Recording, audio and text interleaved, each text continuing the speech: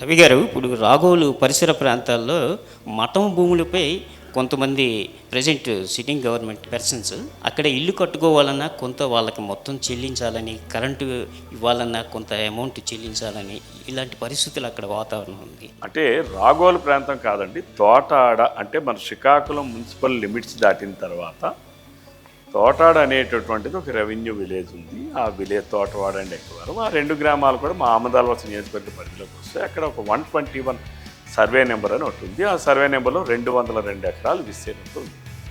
అది at the time of survey 1958లో జరిగిన సర్వేలో అది it's unsurveyed land, but ఎవరిది అనేది అందులో ఎస్ఎల్ఆర్ రికార్డులో పొందుపరచలేదు. రామారావు గారిదా, కోన రవికుమార్ గారిదా, శాస్త్రి గారిదా, లేకపోతే ధర్మారావు గారిదా అనేది పొందుపరచలేదు. దానివలన అక్కడ రైతులు ఎప్పటి నుంచో సాగులో ఉన్నారు. తాతలు ముత్తాతల నుంచి కూడా అదే కుటుంబాలు, అవే రైతులు సాగులో ఉన్నారు. ఇప్పుడు టౌన్ ఎక్స్టెన్షన్ అయిపోయింది. సో అక్కడ అందరూ ఇల్లు కట్టుకుంటూ ఉంటే దానిని బ్లాక్మెయిల్ చేసి ఇప్పుడున్నటువంటి తమ్మినేని సీతారాం, డైరెక్ట్గానే చెప్తాను, అక్కడ చాలా ఇబ్బందులు పెట్టి అక్కడ ప్రజలకి ఇల్లు కట్టుకోనివ్వకుండా చేసి, లేకపోతే వాళ్ళు ఎవరో కరెంటు మీటర్లు రానివ్వకుండా చేసి, ఎందుకంటే గతంలో కూడా ఇల్లు కట్టుకున్న వాళ్ళు చాలామంది ఉన్నారు, వాళ్ళందరూ అనేకం కట్టుకుంటున్నారు. ఇట్ ఇస్ అన్ అది ఒక డిస్ప్యూట్ కూడా ఉంది. భక్త గారు, మాజీ ఎమ్మెల్యే గారు, మన హరిశ్చంద్రాపురం చేశారు.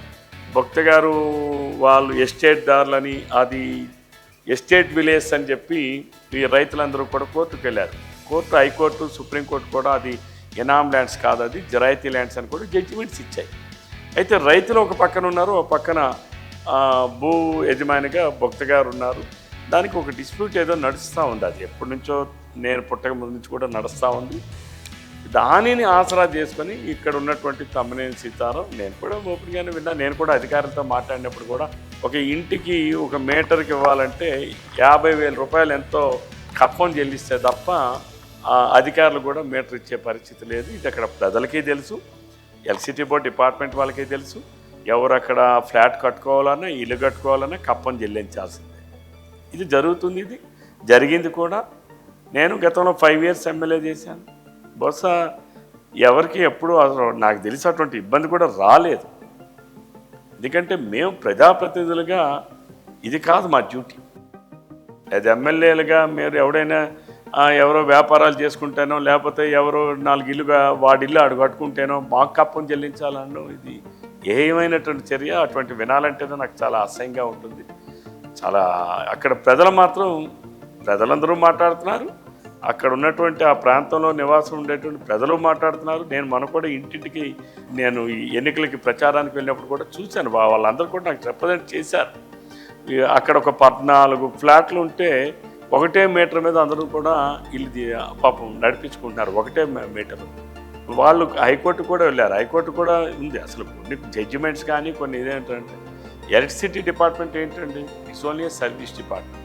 మనం డబ్బులు చెల్లిస్తాం, అంటే పవర్ను మనం కొంటున్నాం, వాడు మనకు పవర్ ఇస్తున్నాడు. ఎలక్ట్రిసిటీ డిపార్ట్మెంట్ అదేమి వెల్ఫేర్ డిపార్ట్మెంట్ కాదు. పవర్ మనం కొంటున్నాం. మనం పవర్ కొనడానికి కరెంటు మీటరు, కరెంటు వైర్తో సహా డబ్బులు కన్జ్యూమర్ చెల్లిస్తున్నాడు. కన్జ్యూమర్ చెల్లిస్తే కన్జ్యూమర్కి వాడేమో కరెంటు సప్లై చేస్తాడు. దానికి కూడా వీళ్ళు అడ్డం పెట్టి దానిని ఇవ్వనివ్వకుండా చేసి, ఇంతకుముందు అది శ్రీకాకుళం రూరల్ పరిధిలో ఉండేది ఈ ప్రాంతం అంతా. దానిని సీతారాం కేవలం బ్లాక్మెయిల్ చేసి వాళ్ళని డబ్బులు చేసుకోవడం కోసమని ఈ ప్రాంతానంతా, ఇది మా నియోజకవర్గంలో ఉంది కదా, మీ దాంట్లో ఎలా ఉంది, అదేదో పెద్ద రాజ్యాలు రాజుల్లాగా, ఇదేనా రాజులా లేకపోతే రాజ్యాలా, దానిని మళ్ళీ ఆమదాలవలస రూరల్ పరిధిలో సెక్షన్ పరిధిలోకి తీసుకురావడం ఎన్నో చేశారు.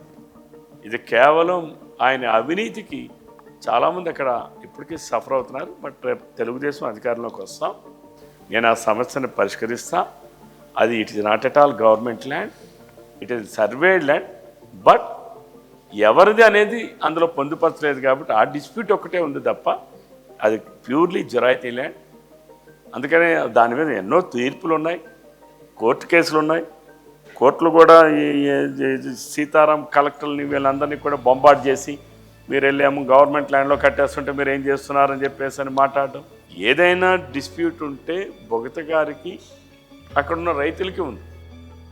మీ హయాంలో ఒకసారి ఆ ప్రయత్నం జరిగింది కదా, లక్ష్మీ నరసింహం కలెక్టర్ గారు ఉన్నప్పుడు.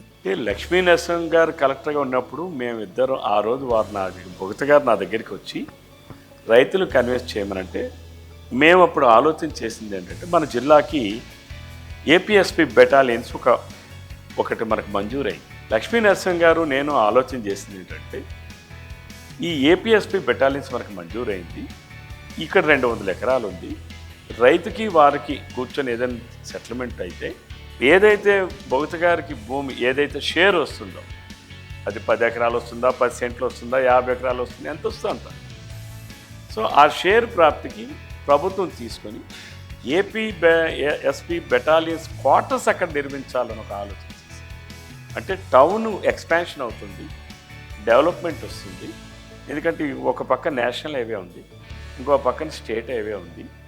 మనం ఆటోమేటిక్గా అక్కడ ఉన్నటువంటి ప్రాంతంలో మళ్ళీ హౌసింగ్ యాక్టివిటీ అనేది ప్రమోట్ అవుతుంది, తద్వారా మనం టౌన్ కూడా ఎక్స్పాండ్ అవ్వడానికి అవకాశం ఉంటుంది. అక్కడ ఉన్న భూములు కూడా రైతులకి విలువలు పెరుగుతాయి, రైతు ఆస్తులకి ఏదైతే వాళ్ళ షేర్ ఉంటుందో ఆ భూములు కూడా విలువలు పెరుగుతాయని ఆ ఉద్దేశంతో మేమిద్దరం కూడా ప్రయత్నం చేయడం మాట వాస్తవం. ఆ రోజు కూడా నాకు రైతులు మాకేమో పాస్ పుస్తకాలు లేవండి, మాకు టైటిల్ డీడ్ లేవండి ఇప్పించడం అంటే, మరి బాబు మీరు ఆయన మాట్లాడుకుని ఒక సెటిల్మెంట్కి వస్తే ప్రభుత్వ అధికారులు ఏదైనా చేస్తారని కూడా అనేక సమావేశాలు కూడా నేను గ్రామాల్లో చెప్పాను. బట్ అది మేము చేసిన ఒక ప్రయత్నం, అంటే మేమిద్దరం ఆలోచించింది డెవలప్మెంట్ కోసం. ఈరోజు కూడా చూడండి, ఏపీఎస్పీ బెటాలియన్స్ 5 సంవత్సరాలు అయింది. ఆ రోజు మేము భూమి ఇచ్చాం, ఫైరింగ్ రేంజ్ పొందూరు మండలంలో 50 ఎకరాలు ఇచ్చాం, దల్లిపేట కొండల దగ్గర. అలాగే 400 ఎకరాలు హెచ్ఎల్ మండలంలో 500 ఎకరాలు ఇచ్చాం. ఈరోజు కూడా ఏపీఎస్పీ బెటాలియన్స్ ఎస్టాబ్లిష్ చేయలేదు ఈ జగన్మోహన్ రెడ్డి గారు. అది చేస్తే 2500 మంది కానిస్టేబుల్స్ వస్తారు, ఉద్యోగాలు వస్తాయి, కొత్త ఉద్యోగాలు వస్తాయి. అంటే ఈ రకంగా అసలు ఏమీ లేకుండా మరి జిల్లాలో 2 మంత్రులు ఉన్నారు, ఒక స్పీకర్ ఉన్నాడు. ఏం చేశారండి జిల్లాకంటే ఏమి లేదు, నథింగ్.